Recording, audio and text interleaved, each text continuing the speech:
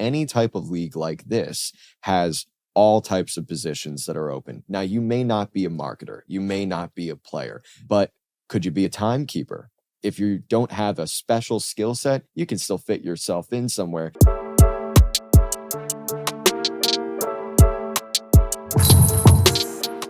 Hey, everybody. Welcome back.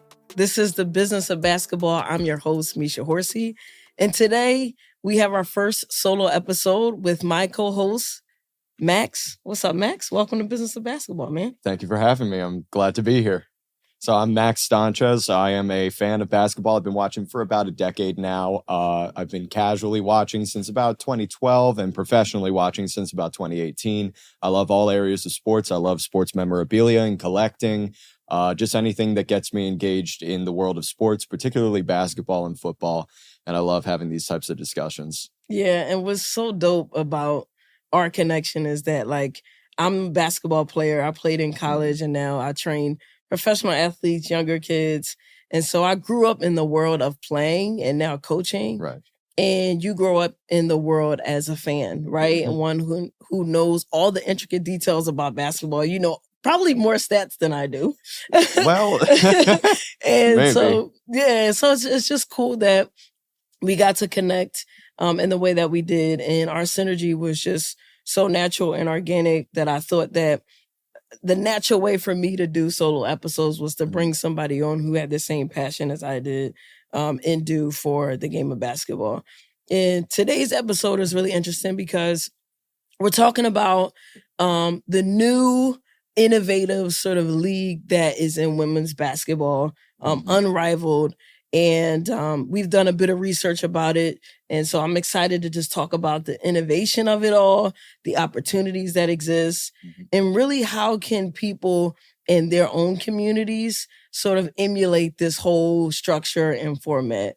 So I'm super excited about it. And I think for me, one thing that I've learned as a basketball trainer is like, you can create these same opportunities in your communities. And throughout this conversation, we'll be able, to talk a little bit about that. So what is Unrivaled, right? In your knowledge of it, and tell us about the structure of it all. So the Unrivaled League is a 3-on-3 basketball league, which was founded by Nafisa Collier and Brianna Stewart. Their goal is to create basketball competition in the off-season of the WNBA, the goal being to create more exposure for women's basketball and women's sports as a whole, and also to get these players paid. Yeah, I think it's really cool, right? Because it's like, in my experience, my like sort of understanding of what WNBA players have to do is that they have to play overseas. They have to make, not even in comparison to men, because like, we'll talk about that, but like there's a huge disparity in terms of how much women get paid and how much men get paid. And that's has been all over media for years. Right. I think what's cool about it is like they've created a solution. And that solution is, let's get these women to stay home, to play domestically. And a lot of these women who are playing basketball, they have families, right? And so they can now stay home. They can have their kids come to these games. And, part of my, reasoning for not playing overseas is because like, I'm the youngest of 2 older siblings and I wanted to stay home. I wanted to stay home. So I can imagine that these women have the same sentiment of being like, hey, let's stay local and let's play. And they can make more. And we'll get into that a little bit more, but now they can make more. Right. And to uproot your life and to go in and do your job somewhere completely foreign to you. It's a big ask to ask of people. And the men's game, they don't have that need to do that because of how much money comes in. But in the women's game, that's been the problem, is that they have to find outside sources of income. So one of the solutions that this is providing is that, yeah, you're going to be working in your off season, but you're going to be doing it here in the United States where everybody's closer to family, everybody's closer to home, everything's familiar. And it creates something that is more convenient for these players. Yeah. Let's get into the actual structure. Like, let's get into what it actually is. So, from my understanding, like, and I did, an extensive bit of research because I'm like, not only is it a league where, women can stay home and it's competitive and pretty much all the stars of the WNBA are playing in this. It's also a unique structure. It's a 3-on-3, right? It's 3-on-3, full court. And as a trainer, I love that because I'm like, now these women can showcase their skill set, right? Like they can play in a format where there's a little bit more spacing. Right. You know, I think the WNBA right now is like 5-on-5 during the traditional season is sort of compact, right? So like you can show off not that much, right? Like you can show off as much as you can within a 5-on-5 sort of structure and setting.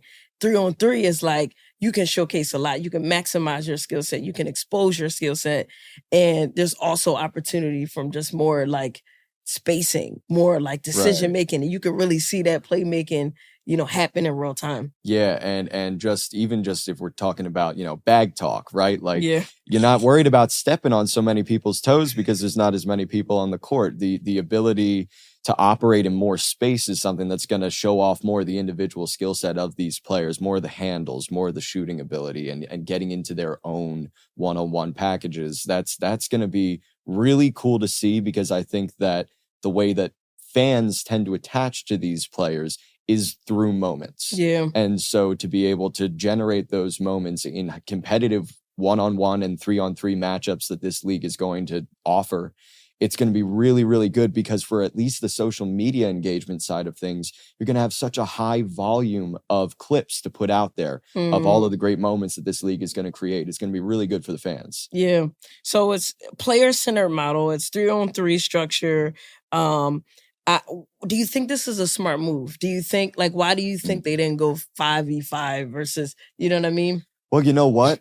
Something that has gone over pretty well in recent years has been the 3-on-3 Olympic tournament. And so I think that they're drawing inspiration coming from that. Obviously, the Olympics 5-on-5 is very popular, but 3-on-3 has been coming up in years previously. And with the 3-on-3 format, there's not as much pressure to fill out a massive roster. The roster is very robust. We can get into that in a little bit, but you don't have all this pressure to sign X amount of athletes or the league can't take off, right? Or you only have 2 teams or something like that. Instead, you've got teams with 3 on the court at any one given time. There's 6 on each team, and there are 6 teams. So with that format, you have a full league of competition and you don't have to water anything down and nothing gets too crowded. Yeah, no, I agree. And I think it was a smart move. I think it was a smart move because at the end of the day, we're talking about innovation here, right? We're talking about creating a new way for people, regardless of women's, men's basketball, like for people to play, and it's going to inspire the younger generation. Yeah. It's going to get the younger generation to be out there and being like, hey, I can go outside in the neighborhood, and now I can get back to playing that 1-on-1, 3-on-3, 21 that we used to play when we were younger. Like, kids are not going outside and playing. Like, that's just the nature of where we are.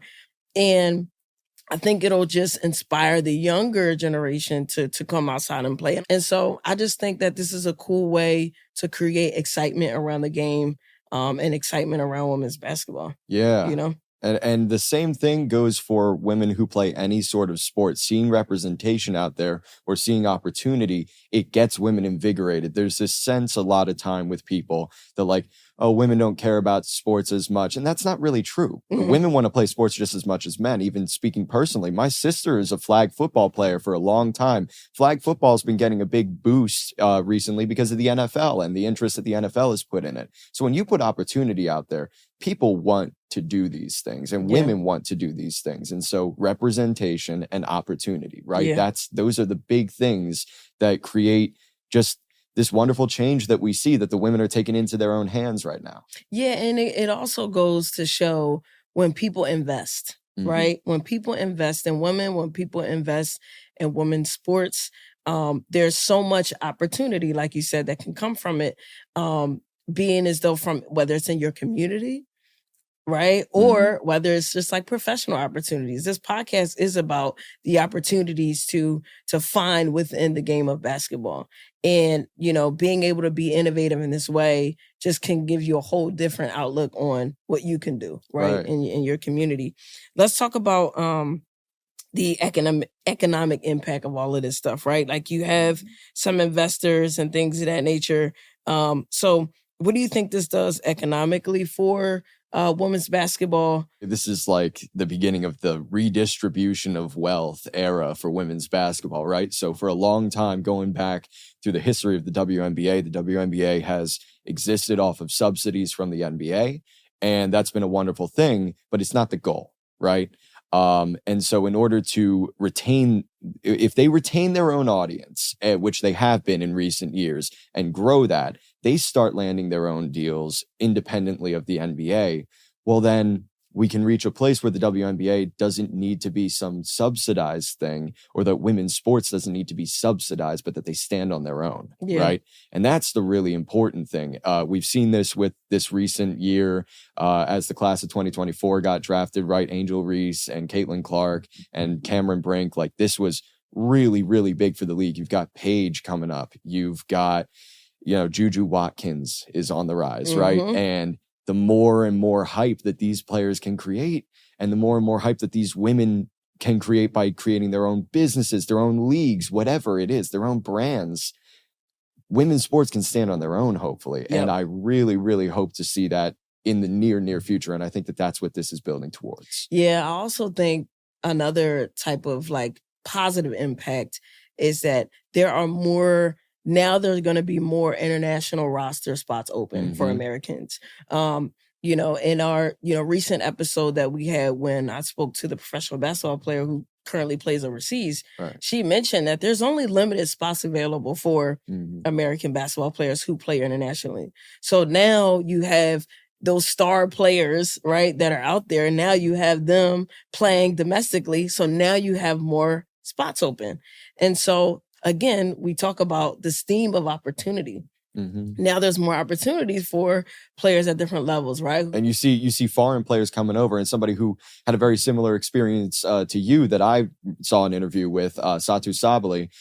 She was talking about, growing up and playing with the men. She was in, men's league and everything. But a lot of the time, also in the men's game, America is idealized as a place to go to play basketball. Yep. And that's for a reason. I mean, we created the sport, and the highest level of competition is here, but that doesn't mean that there isn't high level competition growing in Europe. Yep. High level competition beginning to pop up all over the world. The Aussie League is starting to get better and better. You do have the leagues in China. And they got a league in Africa now. Yep. And they got an Africa League, and those are in their infant stages, but to grow that and make that more competitive is really important.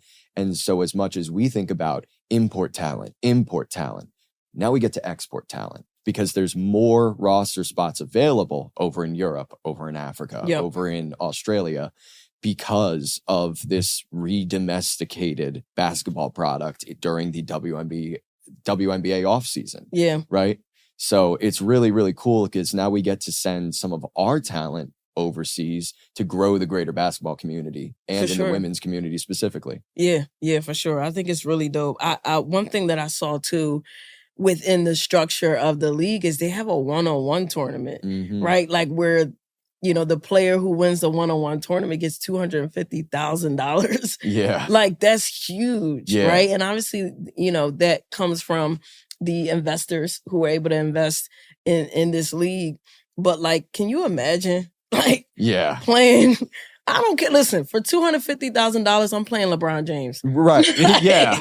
You know what I'm saying? Like that's amazing. That's crazy. But I saw something. The president of Unrivaled said that men would not put themselves on the line. No. And that's not my opinion. That's something that I saw online. Like, what are your thoughts about that? I don't think they would. We've seen this concept floated around for years now with the NBA All-Star Game.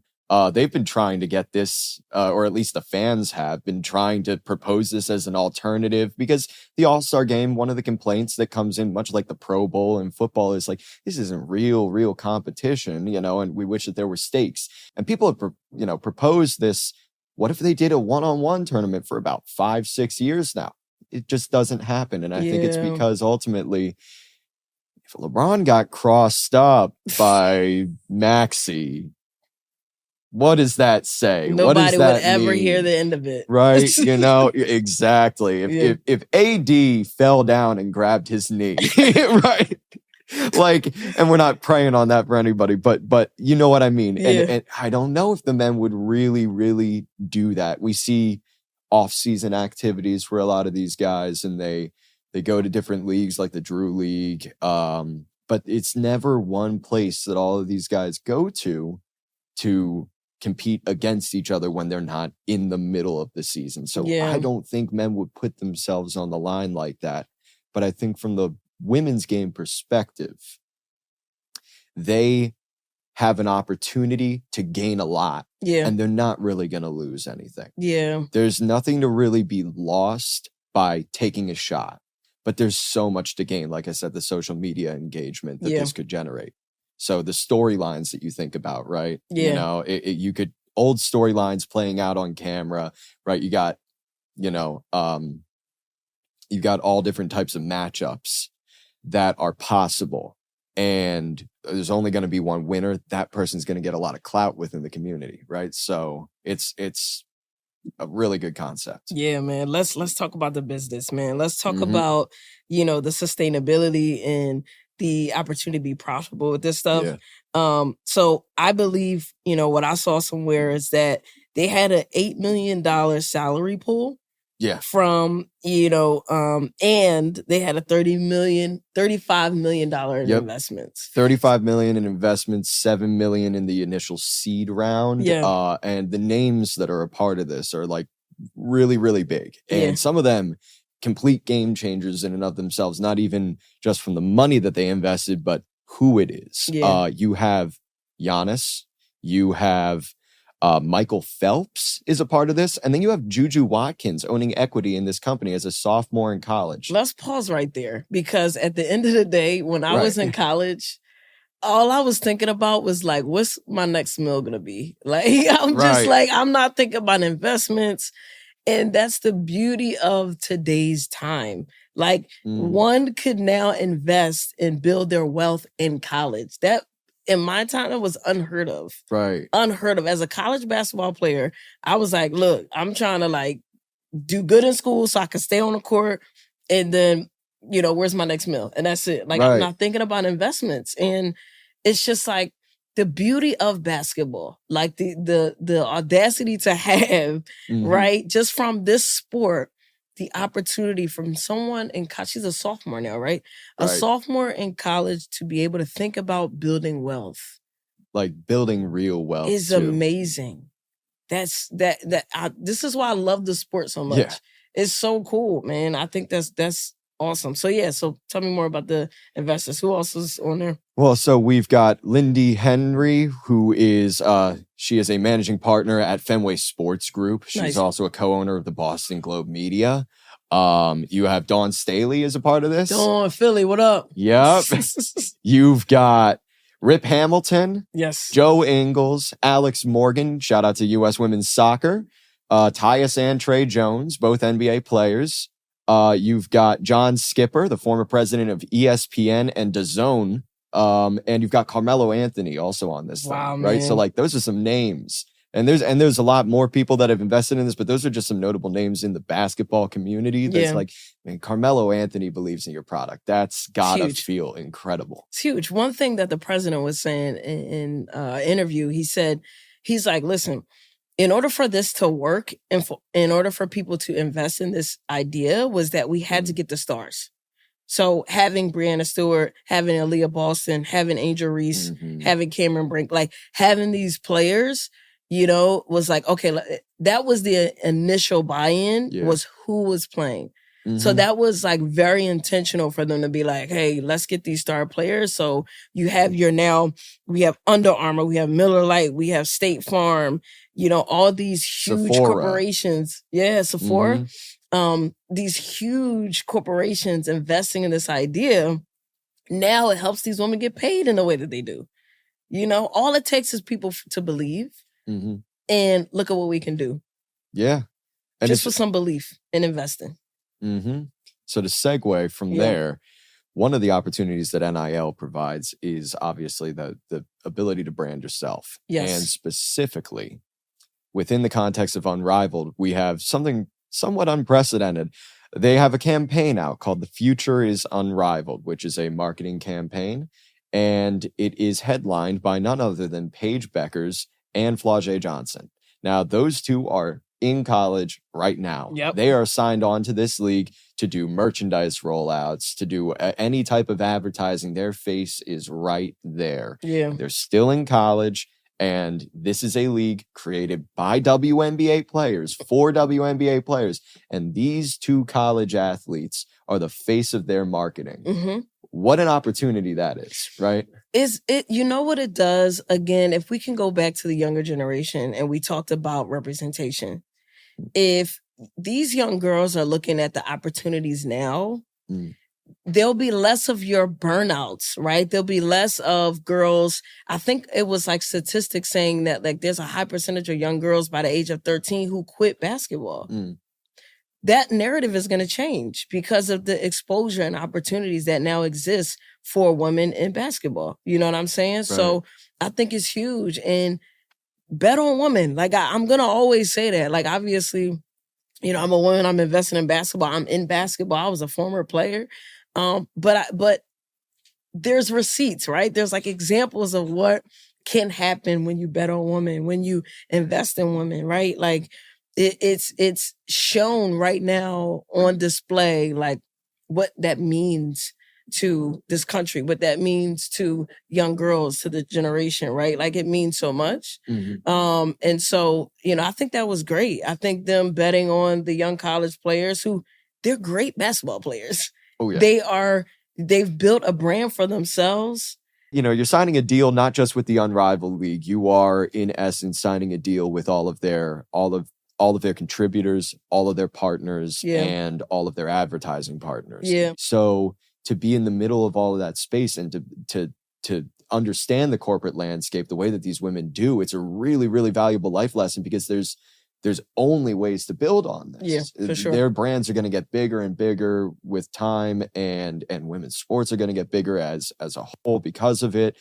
More shoes, more jerseys on people, on, you know, just, you're going to see such a boom. And I think that this league is one of those touchstones on the way towards the kind of the degendering of sports. Yeah. Because sports are so gendered. And obviously, I mean, there's reasons why they're segmented, but you know, the idea that the markets are finally catching up is just so good to hear as a fan, because it's like, why have we not been supporting this the whole time? Yeah, and there's so much behind that. I think like the biggest thing, right, if we think about this country in general, it's about capitalism. It's about being able to make a profit.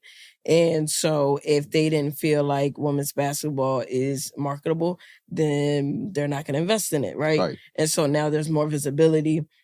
And so, you know, there's more fan base around women's sports, women's basketball. And so with that rise, it's like, okay, now we can make some money, right? So I do want to keep talking about the profitability of it all. And let's talk about the ticket pricing. Like how else is this league going to make money?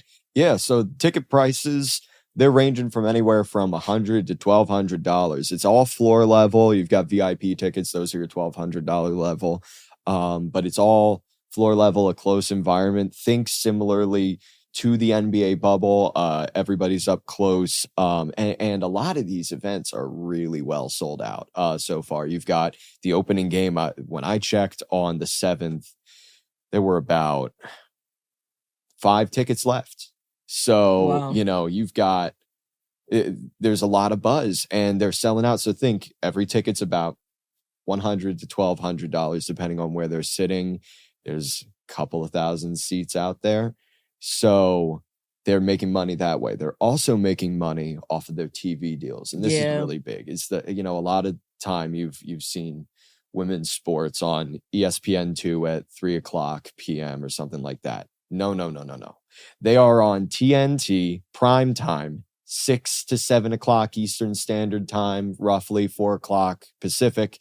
on Mondays and Fridays. And then on Saturdays, they have the rollover from the extra games are on True TV. So they've got broadcast deals and broadcast partners across the media space. And then games are also going to be streamed on Max. So they've got all types of TV partnerships to make this thing really, really professional and equitable, because the men get the primetime games. Why can't the women? Well, they're getting the primetime games now, and they're getting them on TNT. I love it, man. And I think in general business, right? If we think about what makes a business successful, it doesn't matter the industry. The biggest thing is partnerships, right? So they have the partnerships. They have, the business to customer, right? Where they're paying the tickets, right? They're coming to see a live game, live experience, so they're getting money from that. Then you have these investors, right? So it's genius. I think it has, the possibility to be successful, and they have the different revenue streams to support it. And also, like we said earlier, just to support the salaries. And when people are happy and getting paid, they're going to keep coming back. You know what I mean? So in the business of basketball in general, like our platform is about opportunities. It's about finding your dream job in basketball. So I think, let's talk about how these opportunities could exist in our own communities. You know what I'm saying? Like, I think for me, as a basketball trainer, one who has a business helping and serving young kids in basketball, it's like we can kind of emulate this model of doing 3-on-3 tournaments and leagues and things of that nature, because it doesn't only help the trajectory of youth basketball, but now there's opportunities that can come within this for, people that are curating these experiences. You know what I mean? What are your thoughts on the opportunities? Well, this isn't local. This is happening down in Florida. But let's just say something roughly like this within the Philadelphia community pops up. I don't have a particular skill set. I was not a player. I was not trained in media or marketing. But what I do know is that any type of league like this has all types of positions that are open. Now, you may not be a marketer. You may not be a player. But could you be a timekeeper? Maybe you're good enough to join a referee association. Maybe you get booked for it. Maybe you are a water boy. Whatever you are, an equipment manager, anything like that. If there's any way that you want to add value, you just have to look within yourself and figure out, how can I fit in any way, big or small, to this type of thing? Any organization that starts up obviously has all types of legal, HR, finance, right? So if that's your background, if you were trained, especially with a collegiate degree, that really, really helps to get into a place like this. But any sort of league, any sort of association, there's going to be a massive organizational structure behind that of the players. Anywhere where players get paid money, or anywhere where anything happens, really, there's people behind the scenes to make it happen. So you got to look at your own professional background, and then you just got to look at your own desire to be involved, because like I said, if you don't have a special skill set, you can still fit yourself in somewhere. You just have to know who to ask. Yeah. Who to ask, and, and also too, who is currently in the position of where you want to be, right? Like you can do virtual mentorship where you may not meet them in person, but you can look online and see what they're doing and follow their journey and learn from there. I think, like I said, I think this league in itself has so many positions, right? Like, think about the people who built the structure of the space, right? The gym of where they're going to be playing. Like, oh, it looks great. It's beautiful. Yes. Like, just the gym in itself is an intimate experience, one in which, people who attend the game can really be front and center watching, the skill set of these professional athletes. So it was genius how they structured the facility. So like you said, there's positions, but there's also like, how can I create something like this? Is an innovative idea within the sport of basketball that was created from the mind. And they just said, you know what? Like, let's create something that doesn't exist. And business is problem solving. Right. And that's exactly what they did, And so when something is unique, when something is the first, when something is, is not currently happening, or, like that is a recipe for something to be successful. And I think they've done a great job. Yeah. Should we get into the teams? Let's do it. All right. So, we've held you all in suspense long enough. These are the teams. These are the rosters. These are the head coaches. So, first up, we have the Laces Ball Club. That is Jackie Young, Tiffany Hayes, Kayla McBride, Alyssa Thomas, Kate Martin, Stephanie Dolson, head coach Andrew Wade. You've got the Lunar Owls, Nafisa Collier, co-founder, Courtney Williams, Skylar Diggins-Smith. You've also got Alicia Gray, Shakira Austin, and Cameron Brink rounding that out. Head coach is DJ Sackman. By the way, that's a trainer, by the way. Oh, yeah? He is a professional NBA, WNBA trainer, and is now a head coach of a professional team. Talk about opportunity. Yep. It's crazy. Right? But yeah, keep going. Somebody a lot like yourself, right? Yes. There's They'll call me someday. Yeah, there we go, right? Then let's see. Miss Ball Club. Brianna Stewart, also a co-founder. Dejanay Carrington, Courtney Vandersloot, Jewel Lloyd, Aaliyah Edwards, Rakia Jackson, and head coach Phil Handy. Then you've got the Phantom Ball Club, Satu Sabali, who I mentioned before, Marina Mabry, Brittany Griner, Natasha Cloud. You've got Katie Lou Samuelson, Sabrina Ionescu, and their head coach is Adam Harrington. Mm-hmm. Sorry, not Al. There you go. You've got the Rose BC. That is Angel Reese, Chelsea Gray, Brittany Sykes. You've got Kalia Cooper, Azura Stevens, and Lexi Hall on that team. Nola Henry's the head coach. And then Vinyl BC, this is the team that I will be rooting for. Arike Ogunbowale, my GOAT. Mm-hmm. Ray Burrell, Ryan Howard, stud. Aaliyah Boston, stud. Jordan Canada, De'Erica Hamby, and the head coach is Teresa Weatherspoon. Oh my God, I love Teresa. I love Teaspoon. Right. Oh my God, her energy is so infectious. Her knowledge of the game, she was just amazing to watch. Like, I'm one of those people who, like, I watched WNBA back in the day. I had a Lisa Leslie jersey. I would watch Teaspoon.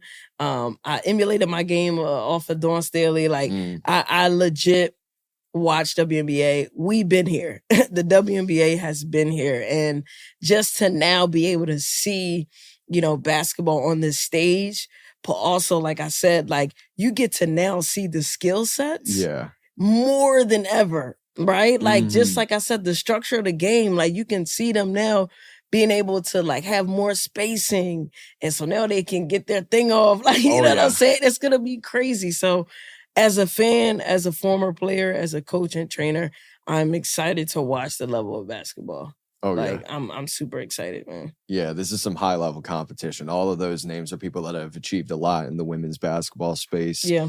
And it's just going to be so cool to see, like, Angel Reese versus Alyssa Thomas in the one-on-one tournament. I'm just saying, like, there might be a storyline going on there that fans know about between those two. Angel gonna give us a show. Right. She's a superstar. She's a star. She's gonna give us a show. And Arike is just, I truly think, and I mean this, Arike Ogunbowale is the best shooter in Dallas. Let's go.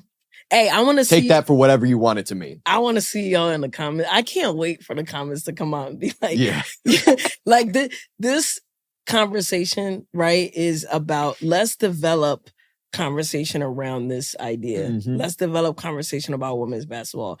The more people are talking about it, the more visibility we get, the more support. Right. And as we wrap up the show, I just want to say, like, there's going to be more conversations like this with me and Max, talking about the business of basketball, talking about opportunities that come from this, with hopes that you will be inspired as the audience. You will be inspired to find what your dream job is in basketball. Make sure that you subscribe to our channel on YouTube. We are also on Spotify and Apple Podcasts.